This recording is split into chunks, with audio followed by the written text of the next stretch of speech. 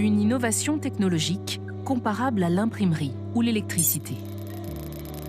Sans doute, l'une des plus grandes transformations de l'époque contemporaine. C'est aujourd'hui que le virage est pris ou pas, à la bonne vitesse ou pas. Pour ne pas rater le virage de l'intelligence artificielle, la France cherche des alliés. Un contrat de 50 milliards d'euros en provenance des Émirats arabes unis, 20 de plus injectés par un fonds canadien. La France compte aussi sur le soutien de l'Inde, qui co-préside le sommet de l'IA à Paris. L'Élysée commente. Nous diversifions, on passe des alliances pour ne pas être dépendants. L'argent, le nerf de la guerre de l'IA. Aller chercher de l'argent, on le fait très bien pour des clubs de foot. Pourquoi on n'irait pas le faire pour justement financer notre excellence à la française en matière d'intelligence artificielle? Pour résister aux titans chinois et américains, une troisième voie est-elle possible? L'enjeu de souveraineté est majeur et dans cette bataille, la France concède son retard. Nous, Européens, nous sommes